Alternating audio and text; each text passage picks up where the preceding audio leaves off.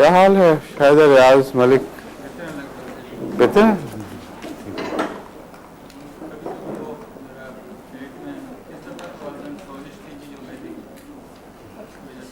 ٹھیک ہے. ویسے اب فرق پڑ گیا نا انشاءاللہ. اور ان کو بتا دینا کہ نا مجھے یاد رہتا ہے ان کے خط کبھی کبھی آتے ہیں پیغام، لیکن کمزوری معلوم ہوتا ہے زیادہ رہی ہے. اب خط لمبے نہیں لکھ سکی، صرف پیغام دیتی رہی ہیں. اچھا جی، اب آج کا سبق شروع کریں. آپ کو جو میں نے اب تک دوائیں پڑھائی ہیں ان میں میرا طریق یہ تھا، اور یہی آئندہ بھی جاری رکھوں گا، کہ پہلے ابتدائی موٹی موٹی علامتیں، عمومی تعارف، تاکہ اس سے ذرا شناسائی ہو جائے. پھر رفتہ رفتہ دوسری دواؤں کے ذکر میں ان کے بعد ایسے پہلو جو دوسری دواؤں سے ملتے ہیں یا مختلف ہیں اس حوالے سے بتاتا جاؤں، تاکہ وہ ایک وقت میں ایک دوائی کی علامتیں بہت زیادہ نہ ذہن پہ دباؤ ڈال جائیں، لیکن جب دوسروں کے حوالے سے آئیں گی تو پھر یاد کرنے میں آسانی ہوگی. اور وہ ایک نمایاں جس طرح ایک چیز ہو جاتی ہے نا، ایک لینڈ مارک بن جاتا ہے. تو اس لیے عمومی طور پر شروع میں نئی دواؤں کا عمومی تعارف اور مرکزی بعض نقطے، پھر بعض خصوصیات ایسی ہیں جو ممتاز ہیں وہ بعد میں صحیح. اس وقت تو سب سے پہلے میرا خیال ہے ایک اہم دوا ہے جو روزمرہ استعمال ہونے والی، اس کا ذکر تو آتا رہا ہے لیکن زیادہ ضرورت ہے تفصیل سے نسبتاً، وہ ہے نقص وامی کا. نقص وامی کا کچلا ہے جس سے عموماً یہ پرانے زمانے میں کمیٹیوں والے کتے مارا کرتے تھے. اور کچلا دے کر ہے بڑا ظلم ویسے کچلا دے کے کتا مارنا، کیونکہ اس کا وہ جو میں نے دیکھا ایسا کتا مرتے ہوئے، اس کو چکر بہت آ رہے ہوتے ہیں اور فالج عموماً ٹانگوں سے شروع ہوتا ہے اور پچھلا دھڑ پھر وہ گھسیٹتا ہے، کچھ دیر پھر تکلیف کی حالت میں مرتا ہے.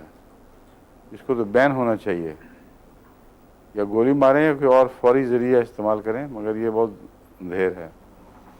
کتا چونکہ وہ گوشت آرام سے کھا لیتا ہے جس پر کچلا لگا دیا گیا ہو، اور کچلے کی کوئی ایسی بو نہیں ہے جو اس کو محسوس کر سکے. اس وجہ سے غالباً یہ کچلے کا استعمال کرتے ہیں.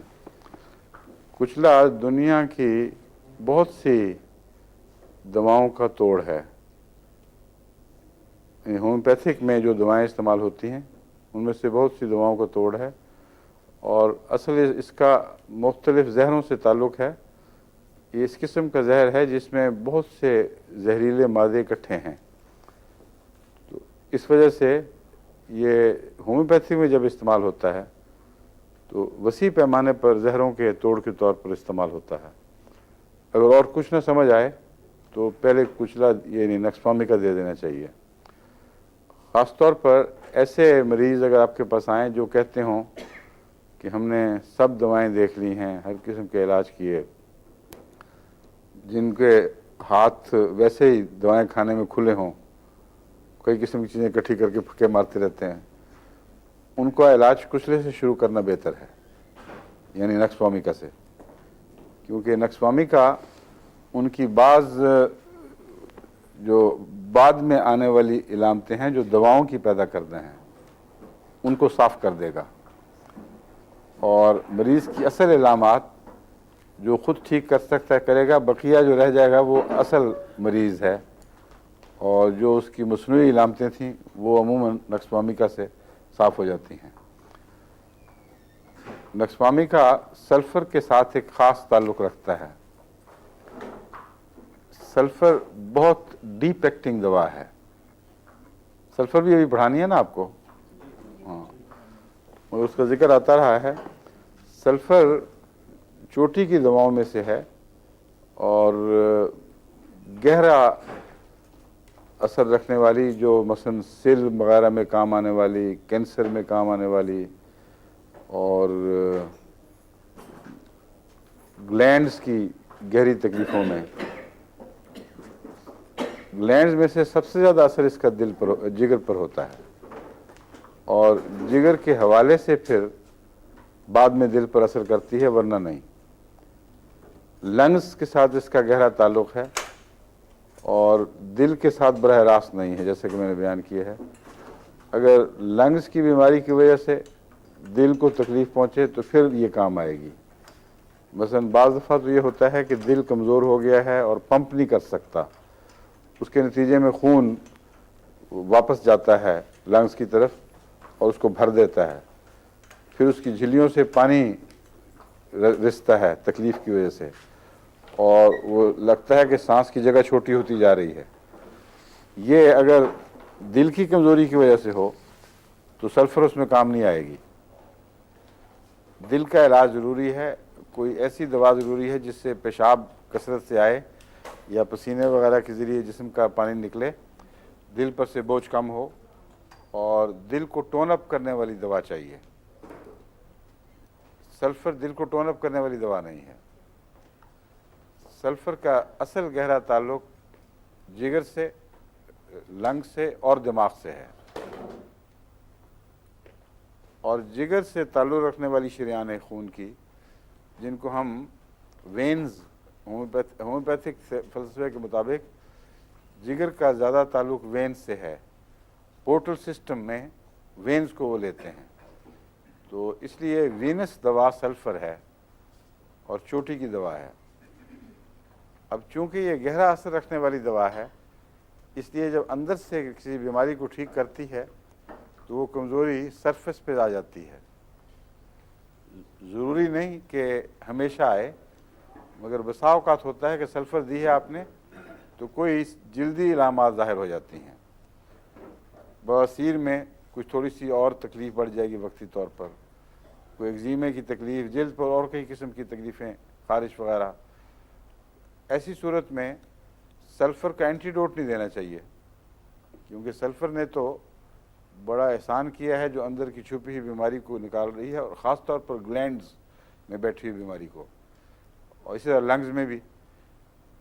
तो उसका ऐसा एंटीडोट जो सिर्फ इसके पैदा करदा रिएक्शंस यानी रद्द अमल को साफ़ करे, वो नक्सवामिका है। ये सारी तमहीद मैंने नक्सवामिका की खातिर बांधी है। नक्सवामिका को आप ये समझ लें सल्फ़र का झाड़ू है। सल्फ़र बाहर निकालेगी जो चीज़ें, उसको झाड़ू देना हो तो नक्सवामिका इस्तेमाल करें, वो जिल्द से साफ़ कर देगा, लेकिन अंदर की बीमारियों को दूर नहीं करेगा, उसके लिए फिर सल्फ़र देनी पड़ेगी। तो वो गहरी अमराज जिनका सल्फ़र से ताल्लुक़ हो, उनकी ज़ाहिरी इलामतों को दूर करने के लिए, तकलीफ़ों को दूर करने के लिए नक्सवामिका बेहतरीन दवा है। नक्सवामिका बहुत सी चीज़ों का एंटीडोट है, और मगर बाद ऐसी एंटीडोट्स हैं जो डॉक्टर ज़िक्र नहीं करते, यानी होम्योपैथिक किताबों में ज़िक्र नहीं मिलता। बाज़ किस्म की एलर्जीज़ का भी एंटीडोट है ये।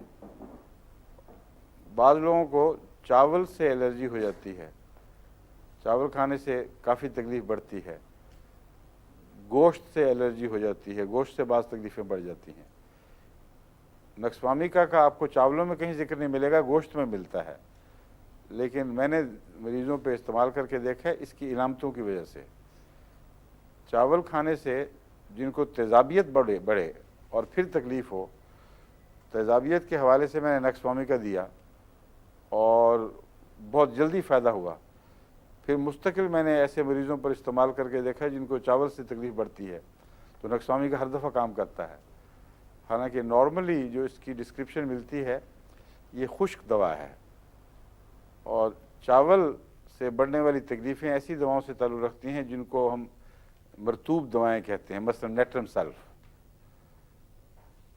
सल्फ़, नेट्रम म्योर की तरह एक नमक का सॉल्ट, इसका सॉल्ट है सोडियम का। सोडियम में जो ज़्यादातर हमारे इस्तेमाल होते हैं सॉल्ट्स, एक है सोडियम, यही नेट्रम के हवाले से याद है, नेट्रम क्लोराइड, वो इतना नहीं, नेट्रम सल्फ़, नेट्रम म्योर और नेट्रम कार्ब, सोडियम कार्बोनेट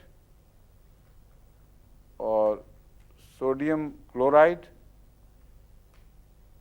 और सोडियम सल्फेट। जहाँ लफ्ज़ नेट्रम आए वहाँ याद रखें कि मुराद सोडियम है। अब जो सोडा बाई कार्ब घर में इस्तेमाल करती हैं कई दफ़ा पकौड़े बनाने के लिए, कई दफ़ा वो खट्टे डकार ठीक करने के लिए, वो यही सोडियम यानी नमक की एक किस्म है। नमक होता है क्लोरीन के साथ जब सोडियम रद्द-ए-अमल दिखाए तो सोडियम क्लोराइड बन जाता है, यानी नेट्रम म्योर। म्योर कहते हैं असल में तो समंदर को, मैरा, पुरानी इंग्लिश में मैर और मैरा समंदर को कहा जाता था। तो समंदर का चूँकि नमक से बहुत ताल्लुक़ है, इसलिए समंदर में सबसे ज़्यादा पाया जाने वाला नमक चूँकि सोडियम क्लोराइड है, इसलिए म्योर का नाम ही, मैर लफ्ज़ क्लोरीन के लिए इस्तेमाल हो गया, क्लोराइड के लिए। तो सोडियम क्लोराइड का जो टेक्निकल नाम है वो है नेट्रम म्योर। और दूसरा मैंने क्या बताया, सल्फर के साथ जब ये रद्द-ए-अमल दिखाकर नमक बनाता है तो सोडियम सल्फ कहते हैं उसको, नेट्रम सल्फ। और कार्बन के साथ जब मिलता है तो सोडियम कार्बोनेट या सोडियम बाइकार्बोनेट। जो साबुन धोने का, साबुन बनाने का नुस्खा है उसको सख्त किस्म का सोडा कहते हैं, खारा सोडा, वो सोडियम कार्बोनेट है। और जो खाने पीने वाला सोडा है वो सोडियम बाइकार्बोनेट है। इसलिए सोडियम कार्ब और सोडियम बाइकार्ब को अलग रखें। आपको मैं आज नक्सवामी का पढ़ा रहा हूँ, लेकिन साथ ज़िम्नन ये बता रहा हूँ कि नक्सवामिका में इन तीनों सोडों की बाज़ इलामतें मिलती हैं। ये सारे सोडियम मैदे में तेज़ाब पैदा करते हैं और नेट्रम सल्फ मैदे के अलावा जिगर पर बहुत बुरा असर डालता है। अगर आपको मेरा पहला लेक्चर एक याद हो तो आपको खुद भी बहुत सी दवाओं को समझने में आसानी हो जाएगी और याददाश्त को मदद देने के लिए ये बेहतरीन तरीक़ है। आपको मैंने बताया था कि जिस मेटल से, जिस मिनरल से कोई चीज़ बनती है वो मिनरल अपना बुनियादी असर ज़रूर कुछ न कुछ अपने नमकियात में भी ज़ाहिर करता है।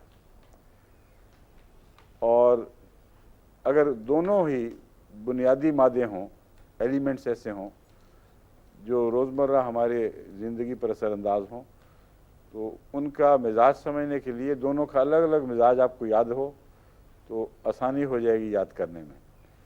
अब सोडियम के लिए साथ मैंने 3 दूसरे जूस जोड़े हैं। सल्फ़र का एक आपको पता है सबसे ज़्यादा गहरा ताल्लुक़ किस चीज़ से है? जिगर से। और जितनी एंटीबायोटिक्स हैं सब में सल्फ़र होती है, बेस उसका सल्फ़र है। और सबसे ज़्यादा जिगर को बर्बाद ओवरडोजिंग ऑफ एंटीबायोटिक करती है। जिन मरीज़ों को आदत पड़ जाए बार बार एंटीबायोटिक खाने की, कुछ देर के बाद वो जरासीम उस एंटीबायोटिक का तोड़ बना लेते हैं और आदी होने की वजह से ज़्यादा एंटीबायोटिक दरकार होती है। इसके मुतालिक 2 मुख्तलिफ नज़रियात हैं और दोनों ही अपनी ज़ात में दुरुस्त हैं, कभी एक कभी दूसरा काम करता है। जो रिसर्च है उससे पता चलता है कि हमारे जिस्म में जो जरासीम या उसको क्या कहेंगे, वायरस को, जरसूमे, वायरस इस्तेमाल होता है। हाँ, वायरस जरासीम से अदना हालत है ज़िंदगी की जिसमें ज़िंदगी की सारी इलामतें नहीं पाई जाती, कुछ पाई जाती हैं, और ये सबसे ज़्यादा मुश्किल चीज़ है। इसलिए कि ये بہت جلد اپنے روپ بدلتا ہے اور اس میں میوٹیشنز بہت ہوتی ہیں، اور ایوولوشن کا پروسیس سب سے زیادہ تیز اگر عمل دکھاتا ہے تو وائرس میں دکھاتا ہے۔ تو بعض تحقیقات سے یہ پتہ چلتا ہے کہ جب ایک وائرس، مثلا نزلے کا وائرس ہے، نزلہ جراثیم سے نہیں ہوتا، وائرس سے ہوتا ہے، کوئی وائرس اثر دکھا رہا ہے، آپ نے اس کو اینٹیڈوٹ کیا، اس کو مار دیا، تو کچھ وائرس ایسے ہیں جو فوراً اپنی شکل بدل لیں گے، اور جو دوائی بعض وائرس کے لیے زہر کا کام کر رہی تھی ان کو اس کا پتہ بھی نہیں چلے گا۔ نئی دوائی ایجاد کریں تو وائرس ایک اور شکل میں پیدا ہو جاتا ہے۔ تو وائرس میں تو زیادہ تر میوٹیشنز کی جو غیر معمولی رفتار ہے وہ ڈاکٹروں کے لیے ایک مصیبت بنتی ہے، یہاں تک کہ انفلوئنزا کے وائرس کہتے ہیں اتنے بدلتے ہیں کہ ایک موسم میں بھی کچھ سے کچھ ہوتے چلے جاتے ہیں، آج ایک دوا نے کام دیا، کل نہ دیا۔ تو وائرس والی جتنی بیماریاں ہیں ان میں اینٹی بایوٹک اگر استعمال کی جائے تو وہ سب سے زیادہ نقصان دہ ہے، کیونکہ وائرس کے ساتھ براہ راست اینٹی بایوٹک کا تعلق نہیں ہے، لیکن وائرس کو جب تنگ کرتی ہے وہ تو شکلیں ضرور بدلتا ہے، اور سب سے زیادہ جو شر پھیلایا ہے اینٹی بایوٹک نے وہ وائرس کو تقویت دینے میں اور وائرس کی شکلیں بدلانے میں ہے۔ دوسری بات عام جراثیم سے بھی یہ تعلق رکھتی ہے کہ جب ایک دوا استعمال کی جائے تو اس کے خلاف ایک رد عمل زندگی نے دکھانا ہے، صرف انسان ہی نہیں دکھاتا، زندگی کی ہر قسم دکھاتی ہے، اور اس رد عمل میں پھر ایوولوشن شروع ہوتی ہے، اور جراثیم بھی پھر بعض ایسے نئے نئے آنے شروع ہو جاتے ہیں جو اینٹی بایوٹک کو ریزسٹ کرتے ہیں۔ ایک تو یہ نظریہ ہے۔ دوسرا نظریہ یہ ہے کہ دراصل جراثیم کئی قسم کے پیدا ہوتے ہی رہتے ہیں، کچھ ایسے ہیں جو اتفاقاً، یعنی دوسرے نظریے کے مطابق اتفاقاً پیدا ہو جاتے ہیں اور وہ ریزسٹ کرنے لگ جاتے ہیں۔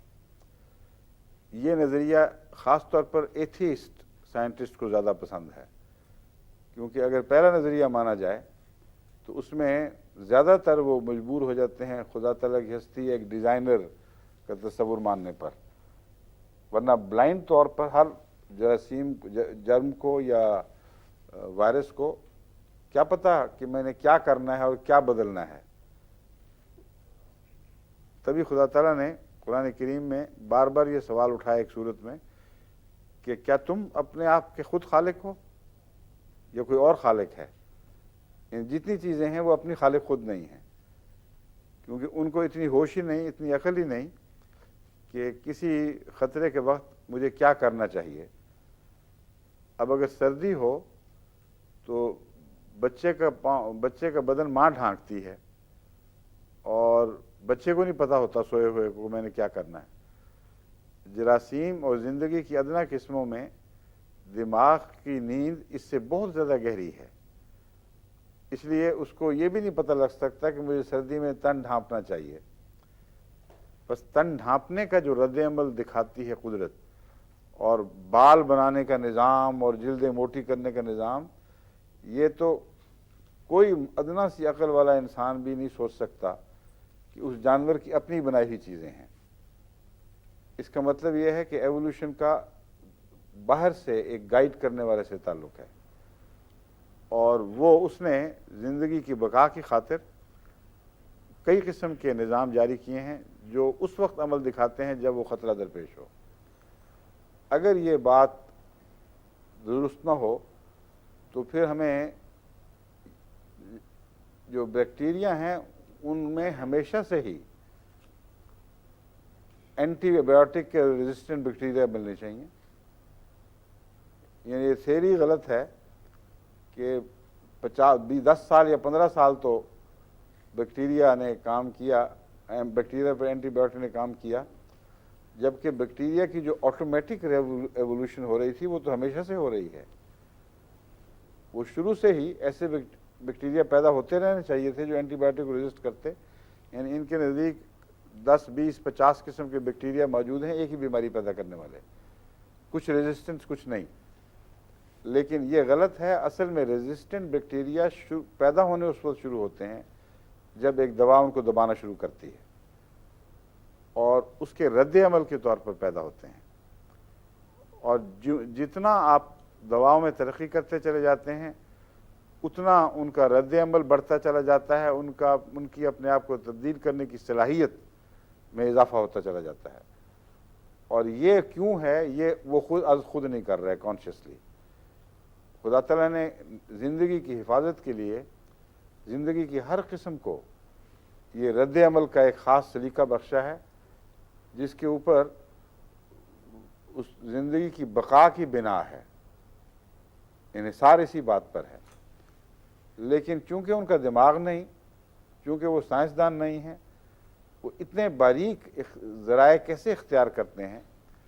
اس کا حل کیا ہے؟ اس کا مذہبی حل یہ ہے کہ حضرت مسیح موعود علیہ السلام نے فرشتوں کے مضمون پر یہ ایک نئی بات دنیا کو بتائی کہ فرشتے سارے قانون قدرت کو چلا رہے ہیں، اور ہر قانون کا ایک فرشتہ ہے جو جنود و ربے کا قرآن کریم فرماتا ہے ایسے ہیں کہ تم شمار بھی نہیں کر سکتے۔ تو حضرت مسیح صلی اللہ علیہ وسلم فرماتے ہیں کہ یہ جہالت ہے لوگوں کی، جو سمجھتے ہیں کہ قانون خود بخود چل رہے ہیں اور ہر قانون اپنے دائرے میں بیٹھا ہوا ہے۔ اس کے لیے غیر معمولی ڈسپلن کی ضرورت ہے۔ موت کے نتیجے میں کانشیس ڈسپلن پیدا نہیں ہو سکتا، اور لاز آف نیچر اپنی اپنی جگہ ایسی سختی سے کاربند ہیں کہ ان کے، اور پھر ایک دوسرے سے تعلق بھی ہے، ورنہ ڈیولپمنٹ نہ ہو، کہ ان سب کے کچھ فرشتے ہیں مامور جو ان قوانین کو چلا رہے ہیں۔ بس زندگی کی بقا کے لیے بھی کچھ فرشتے مامور ہیں، اور ان کو خدا تعالیٰ کی طرف سے ہدایتیں ہیں کہ جب زندگی کو یہ خطرہ درپیش ہو تو اس میں اس وقت مناسب تبدیلیاں کرو، ان کی جین میں، ان کے دوسرے قدرتی جو دفاعی نظام ہیں ان کو استعمال میں لاؤ، اور وہ پروویژنز موجود ہیں، لیکن ان کا وقت پر استعمال کرنا جس کانشیس عقل کو چاہتا ہے وہ فرشتے کرتے ہیں۔ مگر دنیا مانے یا نہ مانے، آپ کو یہ سمجھنا چاہیے کہ یہ جو نظام ہے یہ کائنات کا خود بخود نہیں چل رہا۔ احمدی جہاں تک سائنسدان کا تعلق ہے، وہ اللہ کے حوالے کے بغیر کائنات پر غور کر ہی نہیں سکتا۔ اگر کرے گا بغیر حوالے کے تو بے وقوف کہلائے گا، کیونکہ قرآن کریم نے اولو الالباب کی تعریف میں یہ بات داخل فرما دی ہے کہ جب وہ دیکھتے ہیں زمین دنیا کے رات کو اور دن کے عدل بدلنے کو اور نظام کائنات کو، تو یتفکرون فی خلق السماوات والارض۔ اولو الالباب وہ ہیں جو پھر زمین و آسمان کی پیدائش پر غور کرتے ہیں، نتیجہ کیا نکالتے ہیں؟ ربنا ما خلقت ھذا باطلا سبحانک فقنا عذاب النار۔ ایک یہ نتیجہ نکالتے ہیں کہ ضرور کسی بیرونی طاقت نے پیدا کیا ہے نظام، از خود نہیں ہوا، اور اگر کسی عقل کل نے جو باہر ہے اس نظام سے اس نے پیدا کیا ہے تو باطل پیدا کرنا عقل کے خلاف ہے۔ اس لیے دوسرا تبھی نتیجہ یہ نکلتا ہے کہ کوئی مقصد ہوگا، ورنہ اتنا غیر معمولی عقل مند وجود جو باریک در باریک باتوں پہ نظر رکھ رہا ہے، اس نے سارے کائنات کے نظام کو مربوط کر دیا ہے اور پھر دن بدن آگے بڑھاتا چلا جا رہا ہے، وہ عقل کل ہی ہے۔ اور عقل کل سے یہ توقع کہ پاگلوں کی طرح بے وجہ آنکھیں بند کر کے ایک چیز پیدا کر رہا ہے، یہ ٹھیک نہیں۔ تو آگ سے بچنے کی جو دعا ہے اس کا مطلب یہ ہے کہ اگر ہم ان استعمالات کو جن کی خاطر یہ چیزیں پیدا کی گئی ہیں برمحل نہ کریں تو ہم سزاوار ہوں گے، کیونکہ ڈیزائن کرنے والے کے ڈیزائن سے ٹکرانے والا سزا پاتا ہے۔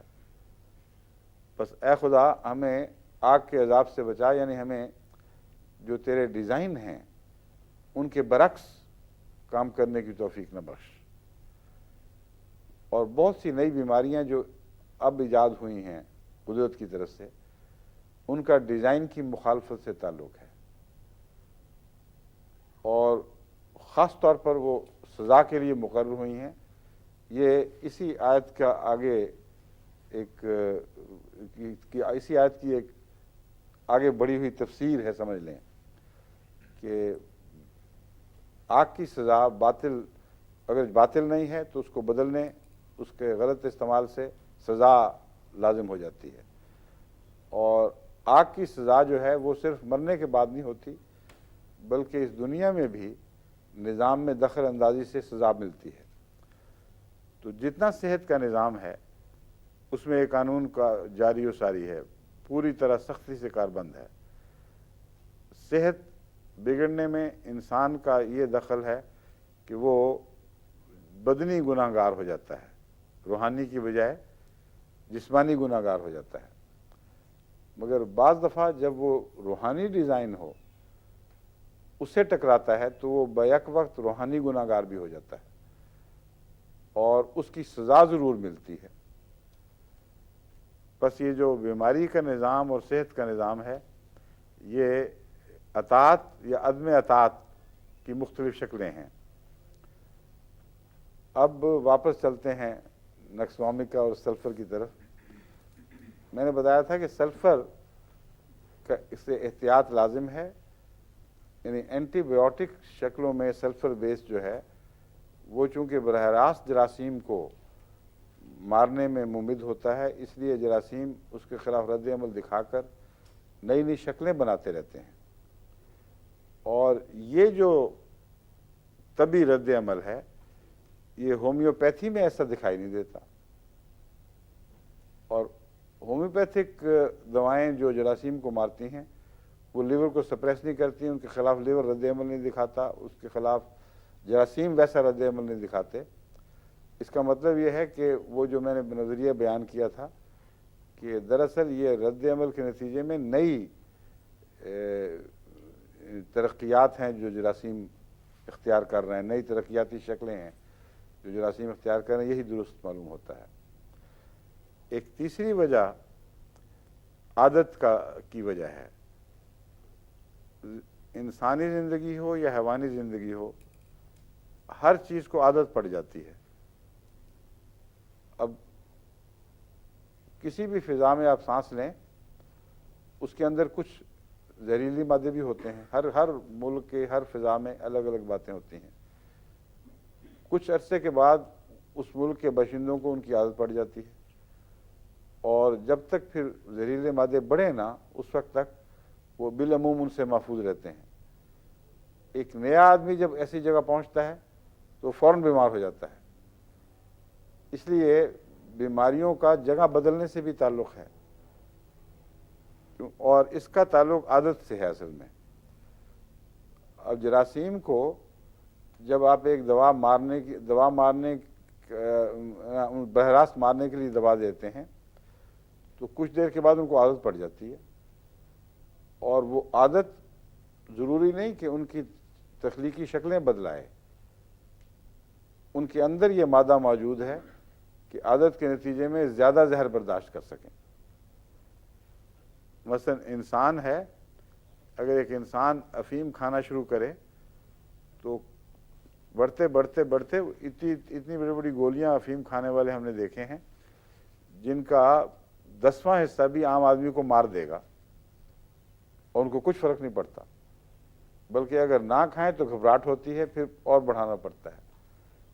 بعض ایسے ہیں جن کو سنکھیا کھانے کی عادت ہوتی ہے، ارسنک، اور میں نے اس کے لیے سنکھیا تو نہیں کہہ دیا تھا نکسوامکا کے لیے، کچلا ہے، ہاں ٹھیک ہے، سنکھیا کھانے کی عادت ہوتی ہے، اور سنکھیا کھا کے وہ کافی اپنی مقدار کو بڑھا بھی لیتے ہیں، اور ان کو بعض بیماریوں سے نجات مل جاتی ہے، لیکن خود سنکھیا ایک بیماری بنتا ہے۔ بعض ایسی باتیں جسم کے بعد ایسے اعضاء کو معوف کر دیتا ہے جو اس کے بعد پھر ٹھیک نہیں ہو سکتے۔ تو میں یہ مثال دے رہا ہوں کہ عادت ہے۔ اب آپ کو اگر سر درد ہو اور آپ ایسپرین کھائیں تو کچھ دیر ایک ایسپرین فائدہ دے گی، کچھ دیر کے بعد 2 کے بغیر گزارا نہیں ہوگا۔ پھر بعض دفعہ 3 مانگ لینی پڑتی ہیں. بعض عورتیں آتی ہیں سر درد کا شکایت کہتے ہیں جی جب تک میں پھکا نہ ماروں ایسپرینس کا اس وقت تک مجھے آرام نہیں آتا. لیکن سر درد کو آرام دلاتے دلاتے وہ اپنے دل کو خراب کر لیتی ہیں، انتڑیاں جلا بیٹھتی ہیں، گردوں کے پردے خراب ہو جاتے ہیں، کیونکہ ایسپرین میں ایک کروسیو مادہ بھی ہے جو جھلیوں پر اثر انداز ہوتا ہے. اس کا تعلق بیرونی جلد سے نہیں ہے، اس کا اندرونی جلد سے ہے، اور یہ اس کا خاص اثر یہ ہے کہ بیرونی جلد کو سکون بخشتی ہے اور اندرونی جلد کو تکلیف بڑھاتی ہے. تو بیماریوں کو اندر سے باہر دھکیلنے کی بجائے یہ باہر سے اندر کی طرف لے کے آتی ہے. اسی طرح یہ جب جوڑوں میں دردیں ہوں اور ایسپرین زیادہ کھائی جائے تو اس کے نتیجے میں بعض دفعہ دل کی تکلیف ہو جاتی ہے. اس کی بھی وجہ یہی ہے کہ یہ جوڑوں سے تیزابی مادوں کو نکالتی ہے. کچھ پسینے کے ذریعے نکل بھی جاتے ہیں، کچھ گردے کی جھلیوں کے ذریعے نکل جاتے ہیں، لیکن شروع کی باتیں ہیں. یہ کچھ عرصے کے بعد عادت پڑ جاتی ہے جسم کو اور وہ ایسپرین اتنا کام نہیں کرتی.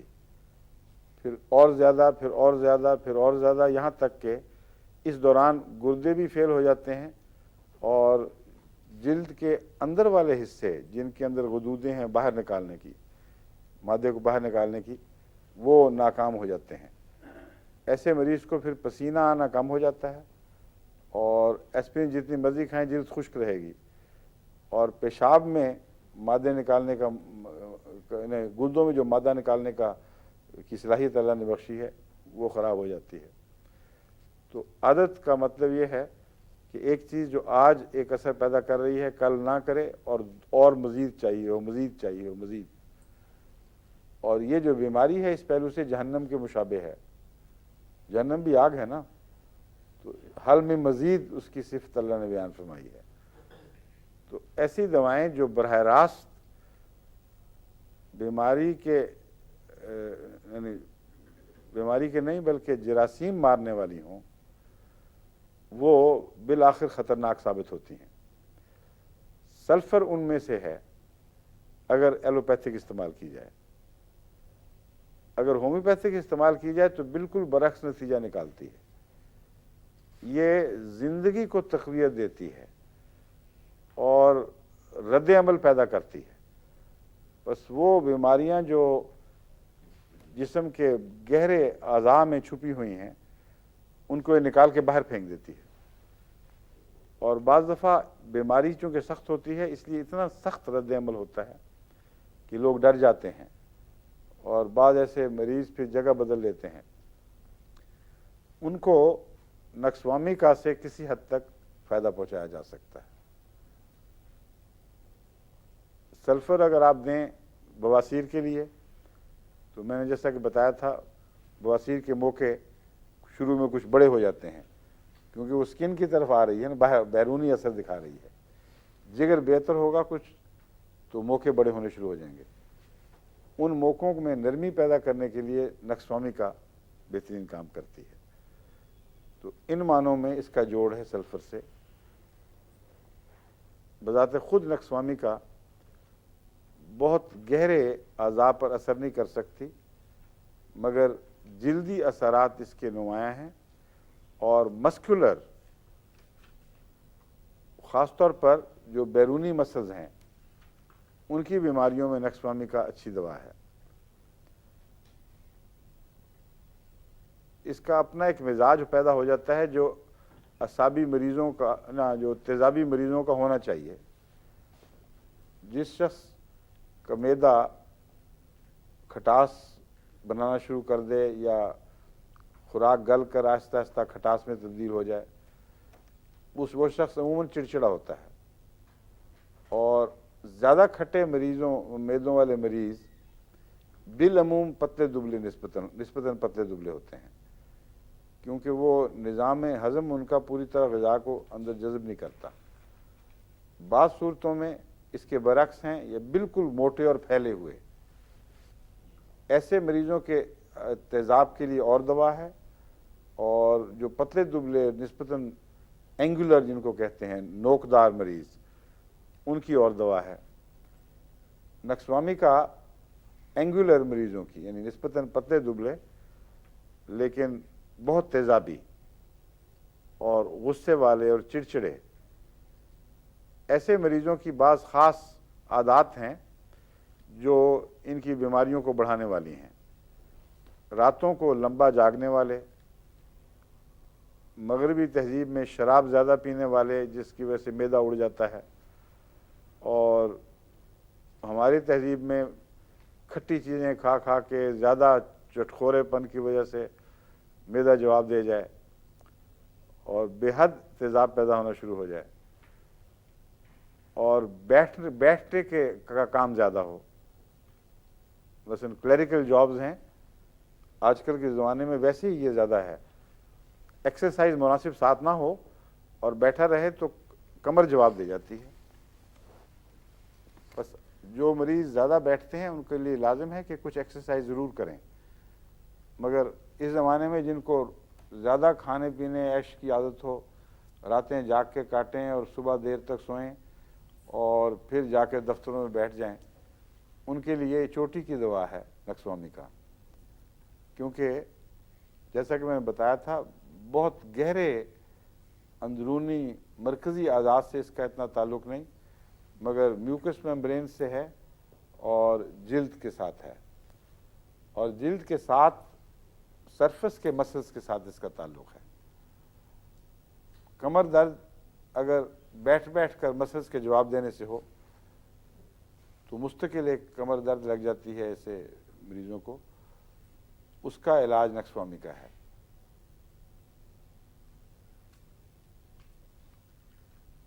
اس ضمن میں آپ کو میں ایک پرانی دوا دوبارہ یاد کراتا ہوں۔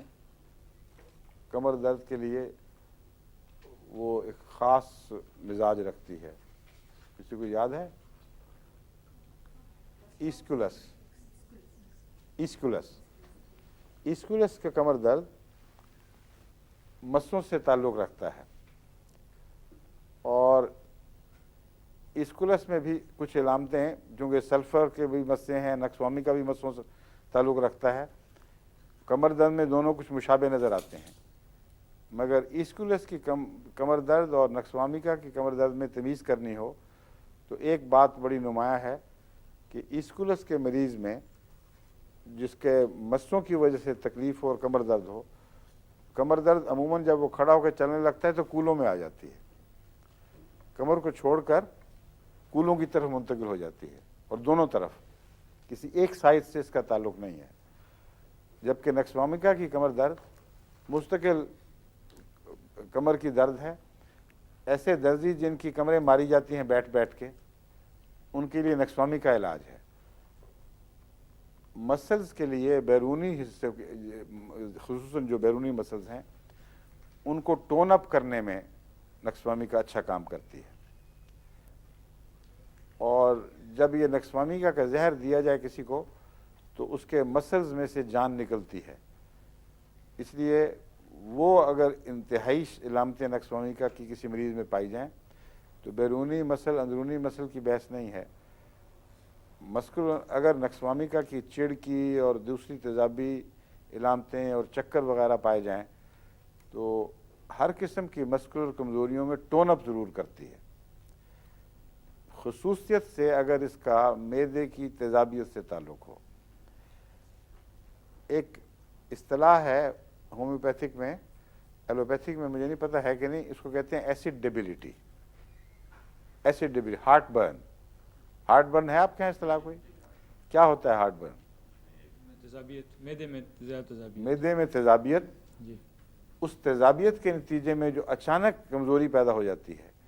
بعض دفعہ مریض سمجھتا ہے کہ مجھ میں ہاتھ ہلانے کی بھی طاقت نہیں ہے، اس کو ایسڈ ڈیبلٹی کہتے ہیں، یعنی جسم میں تیزاب بڑھنے سے اچانک کمزوری واقع ہو جاتی ہے۔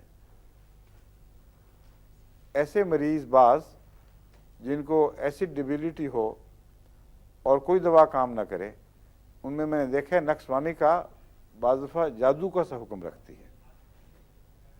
2 خوراکیں اس کی اوپر تلے چند منٹ کے وقفے کے ساتھ آپ دے دیں تو اللہ کے فضل کے ساتھ یہ غیر معمولی شفا عطا کرتی ہے۔ وہ مریض جو پڑا ہوا ہے، ڈاکٹر بلا لیے جاتے ہیں، بعض دفعہ ہارٹ اسپیشلسٹ بھی آ جاتے ہیں اور وہ سمجھتے ہیں کہ دیکھ لیتے ہیں کہ دل کی تکلیف نہیں، لیکن پتہ نہیں لگتا کہ کیا کریں۔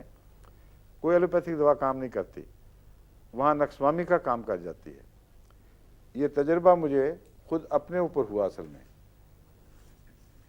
جب میں اسٹوڈنٹ تھا جامعہ میں، ان دنوں کی بات ہے، ربوہ میں 1950 51 52 کی، کہ مجھے سر درد چونکہ ہوتی تھی، میگرین، اور وہی حال میرے سے گزرا جو میں نے بتایا ہے کہ ایک ایسپرین نے فائدہ چھوڑ دیا، 2 3 سینڈول دوا مجھے فائدہ دیا کرتی تھی جو ابا جان سے ملتی تھی، کبھی کبھی کلکتے سے آتی تھی، مگر اکثر وہ میسر نہیں تھی، تو مجبوراً مجھے ایسپرین زیادہ کھانی پڑی۔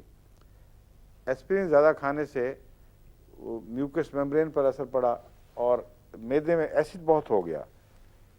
خالی ایسڈ تو میں پھر مجھے الٹی کرنی پڑتی تھی، اس سے گلا جلتا تھا اور وہ گلینڈز خراب ہو جاتے تھے گلے کے، لیکن وہ برداشت ہو جاتا تھا۔ کبھی سوڈا کھانے کی کوشش کی تو سوڈے سے اور آج کل کی جو ایلوپیتھک دوائیں ہیں ان سے ایک جیسا اثر ہوتا ہے۔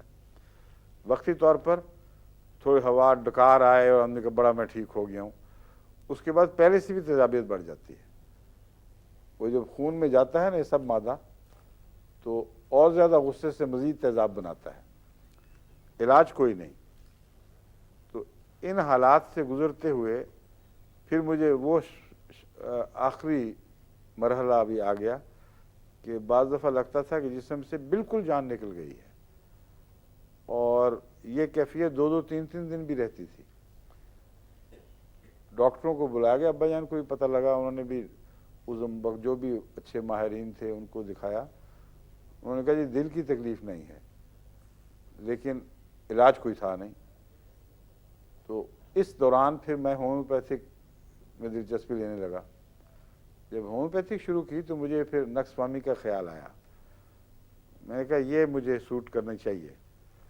اور ایک دفعہ میرا ابا کے گھر کچے مکانوں میں جو ہم ربوہ میں ہوتے تھے، میں اسی طرح پڑا ہوا تھا، بالکل لگتا تھا کہ ہاتھ بھی زور سے ہلایا تو جان نکلے گی، اور میں نے میرے ابا سے کہہ کے نقص فہمی کا منگوایا اور 15 منٹ کے وقفے سے 2 خوراکیں کھائیں، اچھل کے کھڑا ہو گیا، ساری نہ طاقتی ختم، جیسے تھی ہی نہیں۔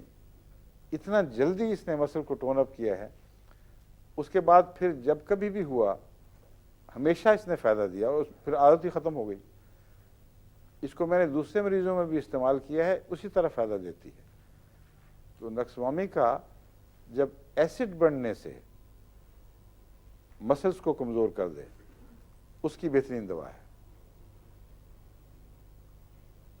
نقص فہمی کا کمزور نہ کر دے، ایسڈ بڑھنے سے جب مسلز میں جان نکل جائے اور تیزابی مادے اپنی جگہ ہیوک دکھائیں مختلف جگہوں پہ، تو وہاں نقص فہمی کا بالعموم فائدہ بخشتی ہے۔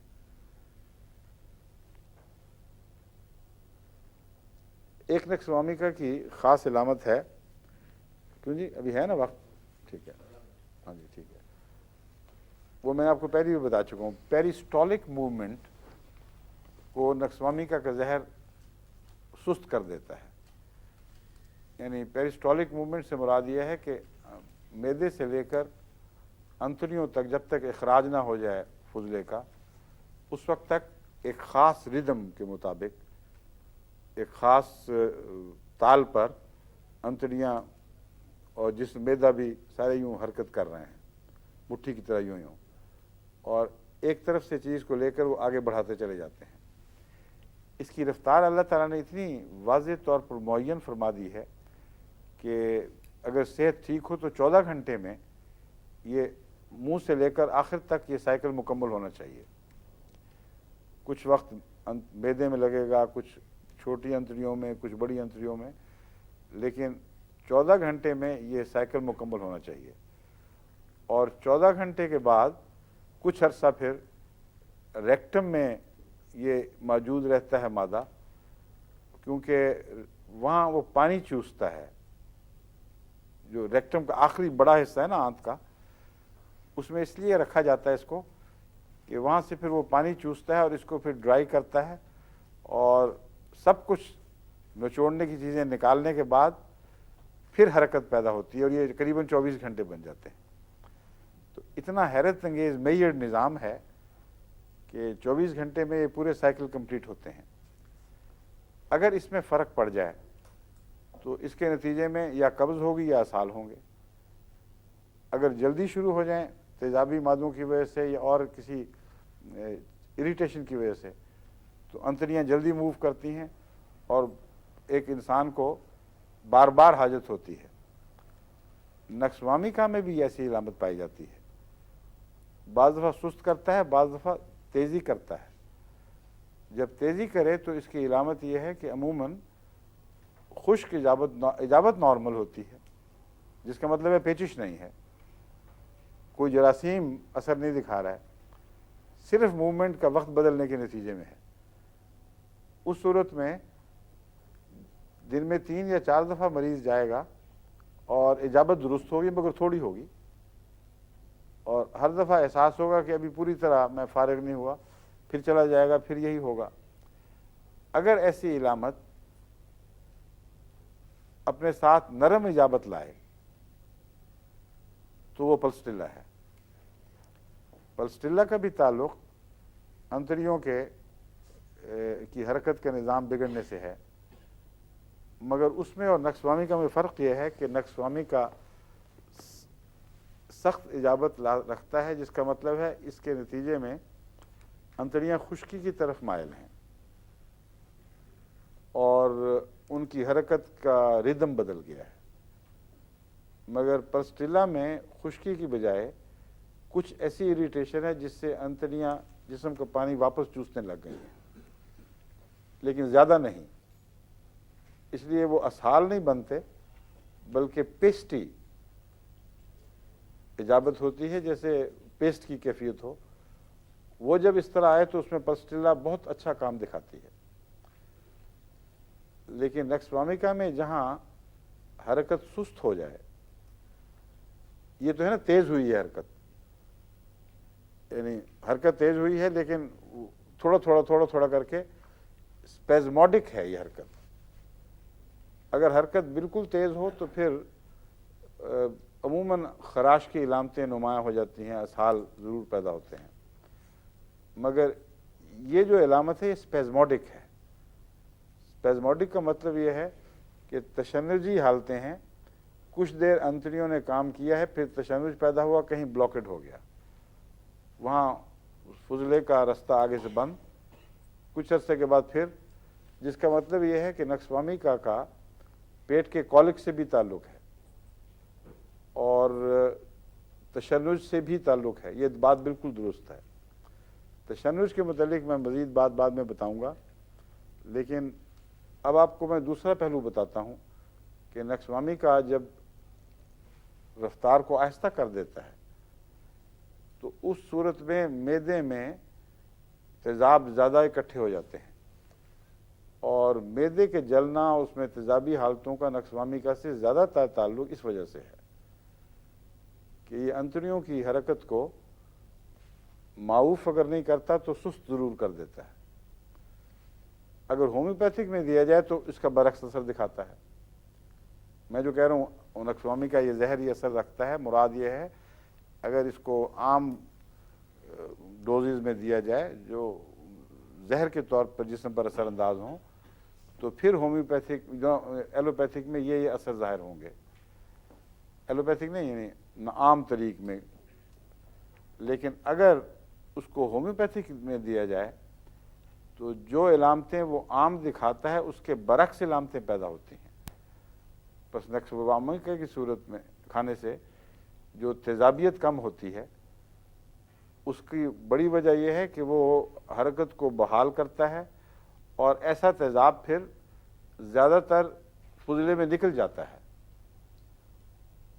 اگر آپ اس کا حل نہ کریں اور سوڈے کھائیں یا دوسری ایسی دوائیں کھائیں جن کو ایڈزاربنگ کہتے ہیں، ایڈزارب کرتی ہیں، عام طور پر چارکول کی دوائیں ہوتی ہیں اور اس قسم کی ایلومینا بیسڈ دوائیں بہت سی ہوتی ہیں جو ایبزارب کرتی ہیں، ایڈزارب एब्जॉर्ब का मतलब है अपनी जिल्द पर उसको जमा कर लेती हैं।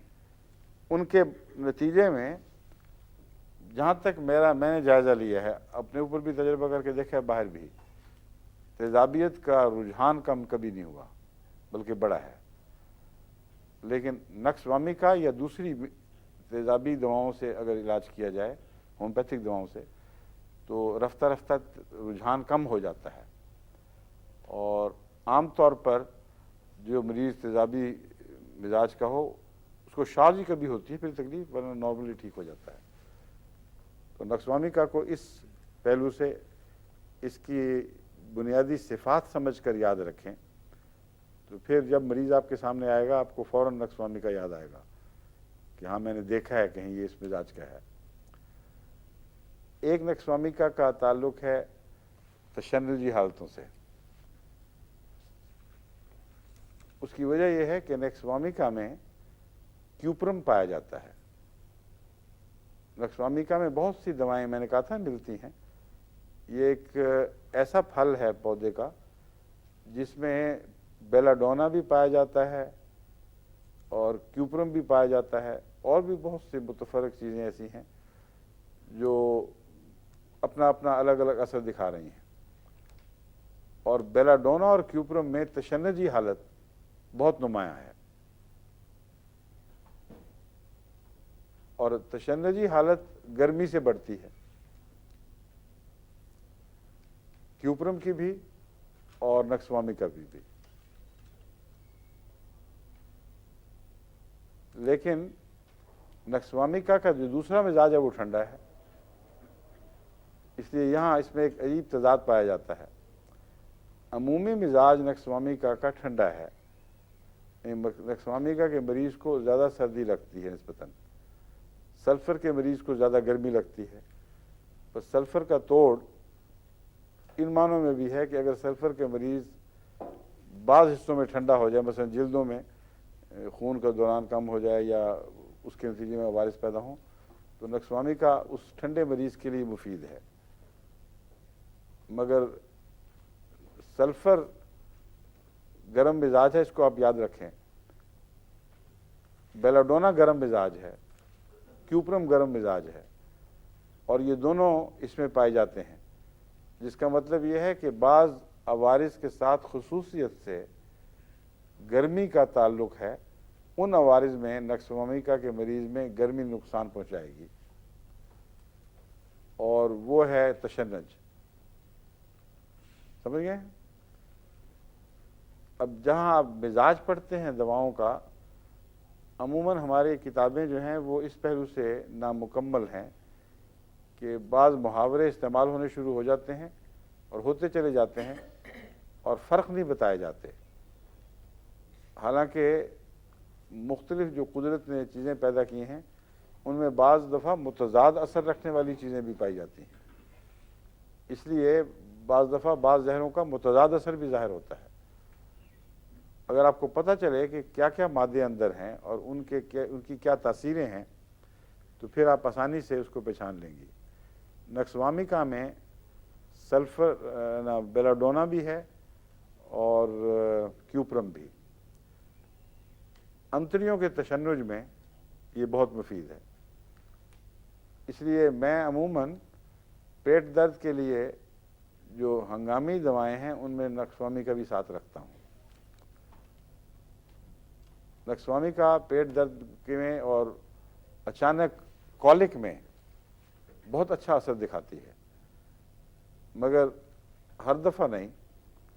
पेट दर्द और कॉलिक की और भी बाज़ दवाएं हैं जिनको आपको हमेशा अपने सफ़र में साथ रखना चाहिए, घर में हमेशा रखना चाहिए, और उसमें गर्मी और सर्दी के असर को अगर आप याद रखें तो आपके लिए तशख़ीस बहुत आसान हो जाएगी। बेलाडोना का मैंने मिजाज बताया था ना, गर्म है, जिसका क्या मतलब बनेगा? सर्दी से फ़ायदा होगा। इसको कन्फ्यूजन दूर कर लें अच्छी तरह। बेलाडोना और क्यूप्रम का मिजाज गर्म है, जिसका मतलब यह है कि ऐसे मरीज़ को अगर सर्दी पहुंचाई जाए तो फिर फ़ायदा होगा।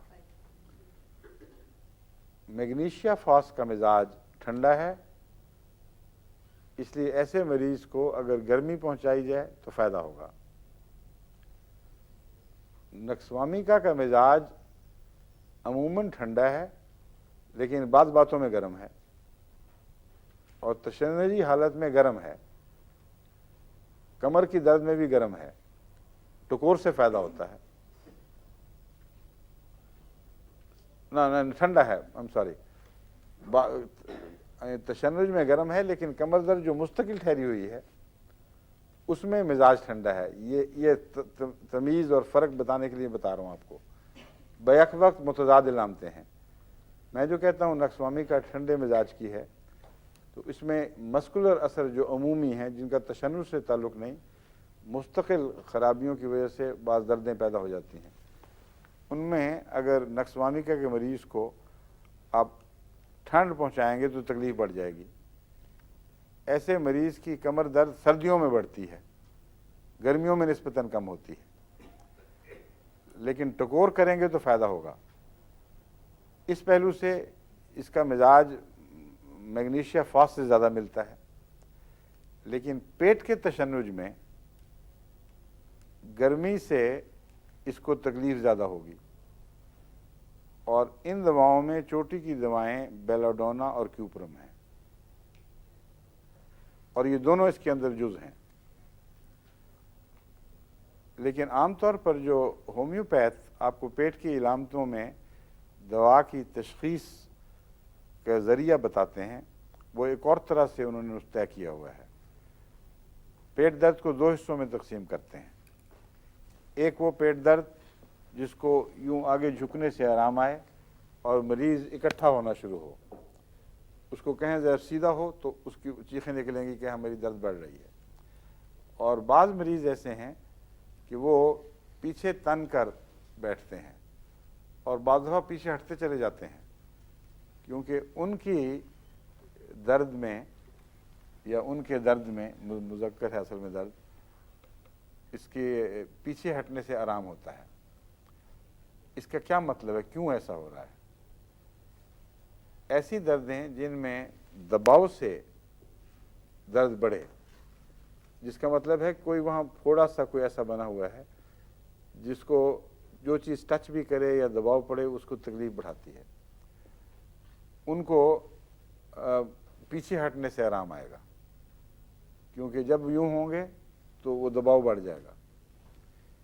ایسے مریض جہاں مثلا انتڑیاں پھول رہی ہیں اور ہوا کے پاکٹس بن گئے ہیں تشنج کی وجہ سے، وہاں اگر آپ ان کو دبائیں گے تو آرام آئے گا، کیونکہ انتڑیوں میں جگہ جگہ غبارے سے بنے ہوتے ہیں اور اسپیزم ہونے کی وجہ سے بعض جگہ وہ پھولنا شروع ہو جاتی ہیں، بعض جگہ لگتا ہے پھٹ جائیں گی۔ وہاں اگر اس کو یوں کر کے دبا کے رکھو تو نسبتاً آرام ہوگا۔ تو عموماً ڈایاسکوریا وہ دوا ہے جس کو کالوسینتھ کے مقابل پر سمجھنا ضروری ہے۔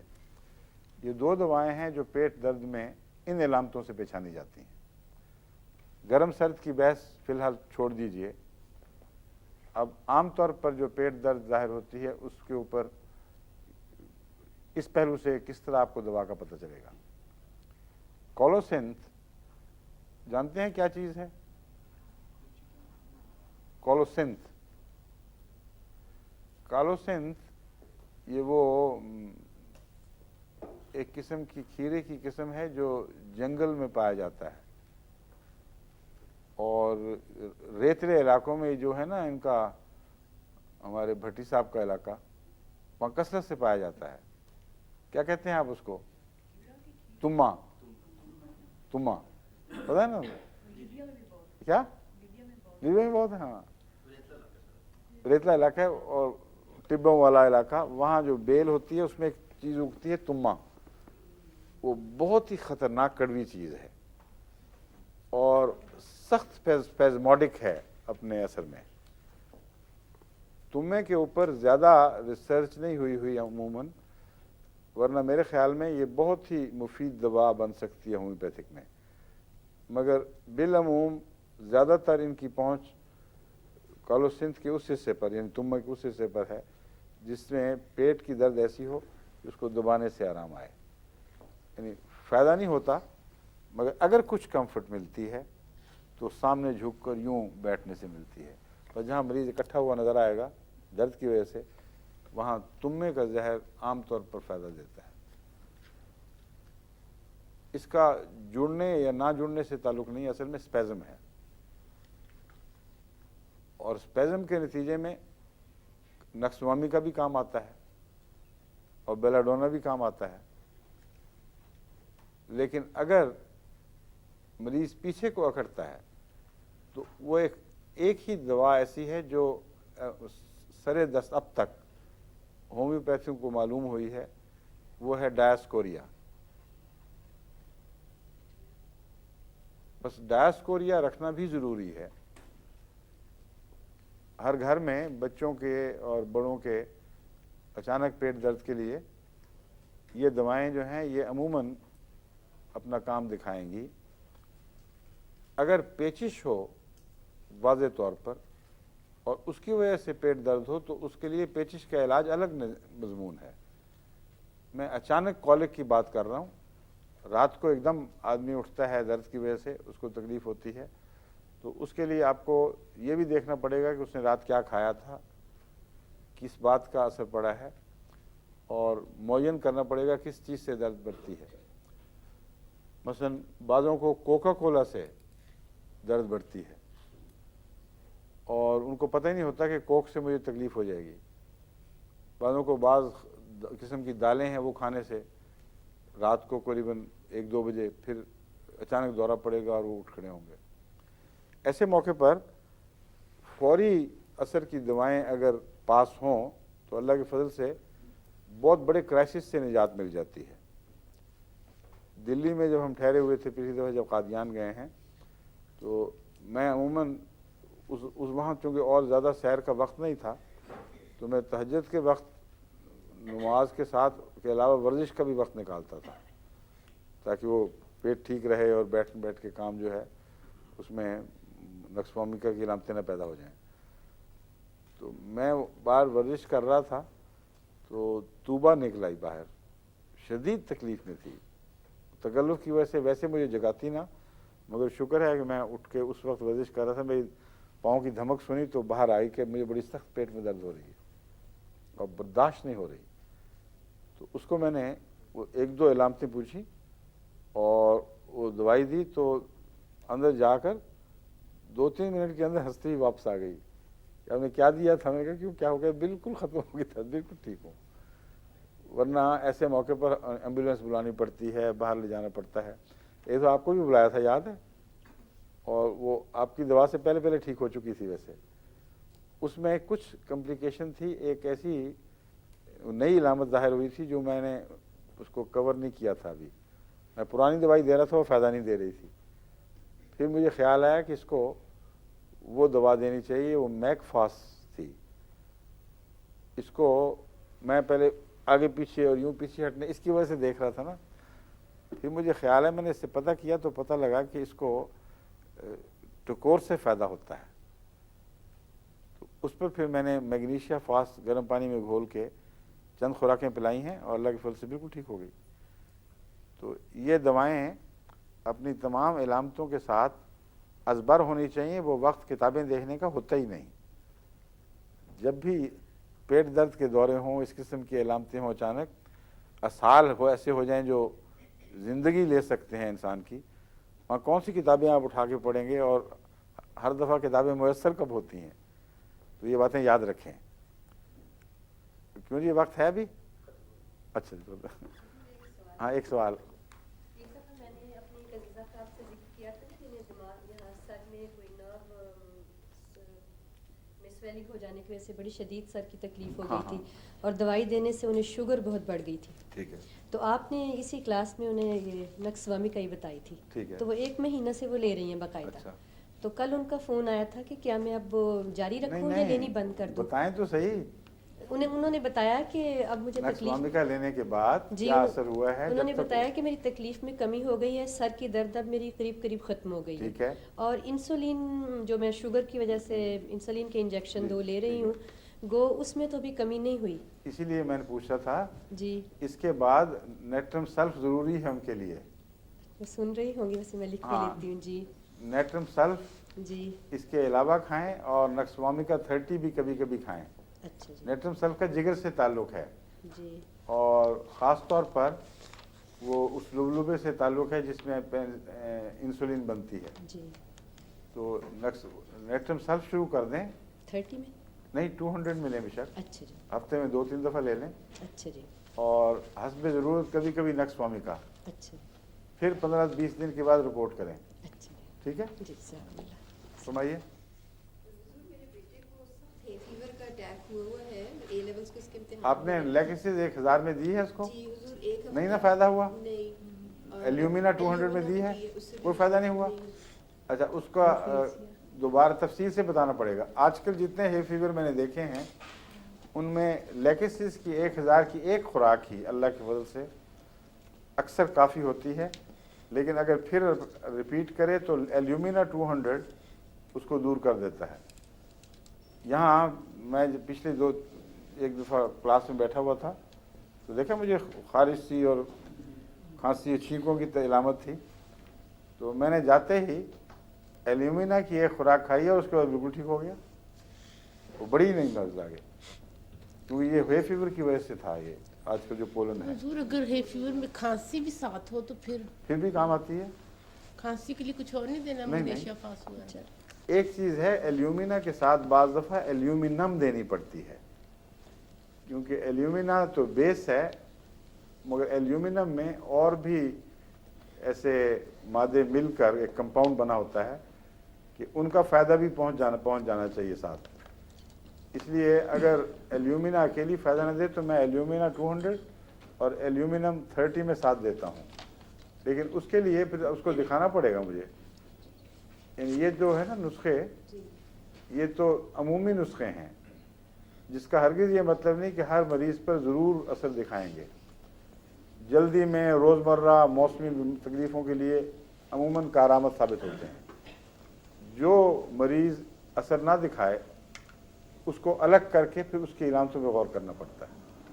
हुजूर, जिनको हे फीवर के साथ साथ आंखों में शदीद तकलीफ हो, कईयों को तो सिर्फ छींकों की और यहाँ नाक के इर्द गिर्द होती है ना, आंखों के लिए मैंने बताया था ना आपको, कौन सी दवाई बताई? एक एल्यूमिनम खुद यूफ्रेजिया है, भी आपने यूफ्रेजिया बताई बताई थी। थी, एक ये एल्यूमिनम LMC है, एक इस्कुलस है, यूफ्रेजिया है। यूफ्रेजिया। यूफ्रेजिया का छींकों से भी ताल्लुक है। और ये जो आंखों में शदीद किस्म की खारिश वही तो बता रहा हूँ मैं, और क्या बता रहा हूँ। यूफ्रेजिया से शुरू करें अगर, एल्यूमिनम में भी है ये तकलीफ, यूफ्रेजिया में भी है, और एपिस से भी आँख में इस किस्म की इलामतें पैदा हो जाती हैं। जी, एलियम में भी है।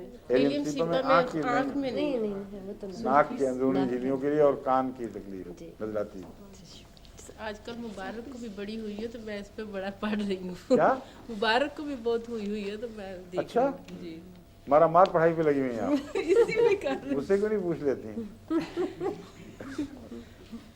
नेट्रम्योर भी छींकों की बड़ी अच्छी दवा है, सेबाडिल्ला भी छींकों की बड़ी अच्छी दवा है। ये जो है ना आपके हमजा साहिबा, हमजा फारूकी, ये जो छींकों के लिए, एलर्जिक छींकों के लिए सेबाडिल्ला 6 में और नेट्रम्योर 200 में, अगर हे फीवर हो ही ना बल्कि नज़ले की टेंडेंसी हो तो उसमें बेसिलिनम और नेट्रम्योर मिला के देना चाहिए। बाद दफ़ा इन्फ्लुएंजिनम और बेसिलिनम मिला के देना चाहिए। तो कई इम्कानात हैं, एक दो दवाओं को इस तरह न पकड़ने कि उसके सिवा और कोई है ही नहीं।